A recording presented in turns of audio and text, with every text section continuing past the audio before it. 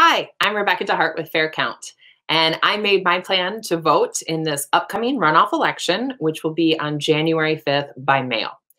Anyone in Georgia can vote by mail. Sometimes it's also called absentee ballot for any reason. For me and my family, we find it most convenient, especially during this holiday season, to go ahead and get our ballots cast and get ready for them to be counted. Because remember, January 5th isn't just election day, it's actually the last day you can vote. So if you don't want to vote by mail, please do consider voting early. So I requested my ballot a few weeks ago, and if you haven't requested yours yet, please check the link in the description below for a step-by-step guide on exactly how to do that. I have mine. Here it is. This is what it looks like, and it's what you'll get in the mail after you request your mail-in ballot. It's a big white envelope that says Official Runoff Absentee Ballot. So I'm going to go ahead and open it up, and I'll show you what you will find inside. The first thing you're going to see is that there is actually two envelopes. The first envelope is the Official Absentee Ballot.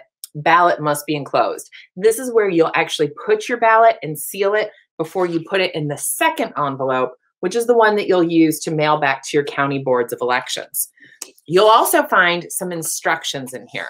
Please take a minute and just read through them. There's some really important notes in here, like you should only use a blue or black pen when you're filling out your ballot.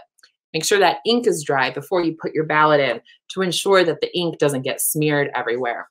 And you want to make sure that you completely fill out the ovals. Don't ever mark through names with X's or circles. That actually will spoil your ballot. And if that happens, you're going to need to go ahead and request a new ballot.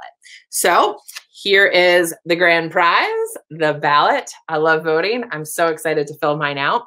And what we're going to do is go ahead and pause right here just for a second so that I can get my choices cast, and we'll be right back. We're back, and I voted, and I always get excited.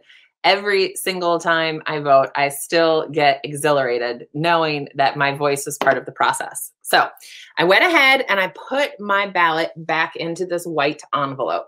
You'll notice on top of your ballot, this little tab, it has red and it says, please remove stub before returning your ballot. So I'm going to go ahead and do that real quick. And then I'm sticking it inside the official absentee ballot envelope, and I'm sealing this one. It's almost ready. What I do next is I go ahead and take this envelope and go ahead and put it inside this big envelope. And then I'm going to go ahead and seal that too. Almost ready. All we need now is the oath of the elector. This is important. You have to sign with the name that you use to register. And that means if you used like your first name, your middle initial, and your last name, you should sign it exactly the same way. If you don't remember exactly how your name appears on the voter registration rolls, no worries. It's right next to where your signature is, where this envelope was actually addressed to. So what I'm going to do right now is I am going to sign my name. And then I'm also underneath that going to write the printed name of elector. Perfect. If I were assisting someone, there's actually a separate oath on the envelope showing where I would need to sign, but that does not apply to me in this case, so I will be leaving that part blank. So my plan to vote is to drop this off in a ballot drop box. Since we're recording this about a month before the January 5th runoff election, I could go ahead and drop this in the mail and feel very confident that it would be received if I wanted to. But if you're watching this during, say, the holidays, you probably want to plan on taking it to a drop box instead of mailing it back, because you don't want to take any chances with your vote or any potential holiday delays with the United States Postal Service. So to find a drop box nearby, I'm going to head over to a page that everyone should be very familiar with. It's called My Voter Page. I'm going to go ahead and share my screen right now to show you how to access it. This is my voter page, mvp.sos.ga.gov. What you'll do is you'll go ahead and you'll fill in your first initial, your last name, your county, and your date of birth.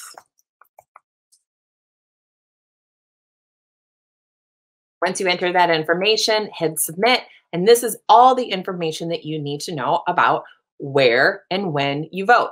So over in the top left-hand corner, you find out that you are in fact an active voter. If you go over here to this section, you get to see where your polling place is if you were to vote on election day. Underneath that are links where you can find out where your early vote location and times are, or your municipal polling place. This is a big one if you're voting by mail. Down here in the lower left corner is your absentee ballot request information. This is where you can find out all the information from your county registrar. You can actually request your absentee ballot application if you weren't able to fill it online or in another way. And you can also click here to find out your absentee ballot early voting status. So what I did earlier is I went to my registrar and I looked at their website and I found all of these ballot dropbox locations in DeKalb. So I'm going to go ahead and I'm going to choose the one that works best for me and get my ballot into one of these safe, secure drop boxes that have cameras on them at all times. And the ballots that are put inside of them go straight to your Board of Elections to be counted on election day. So after you drop your ballot in either a Dropbox location or you pop it in the mail, you're going to want to wait a couple of days and then come back to My Voter page to find out your absentee ballot status. Click on this link right here and a little window will pop up. On the left, it's going to tell you your absentee ballot status if that's the way you voted, like I did in the general election. See, over here it says the general November 3rd election, when I made the request, when the ballot was issued, when it was received, and the fact that my ballot was accepted. Over here in the runoff election, I made the request on November 9th. The ballot was issued on November 20th, and it still does not say yet received because I haven't put it in the box yet. And then I'll wait for my status to say accepted. And that's it.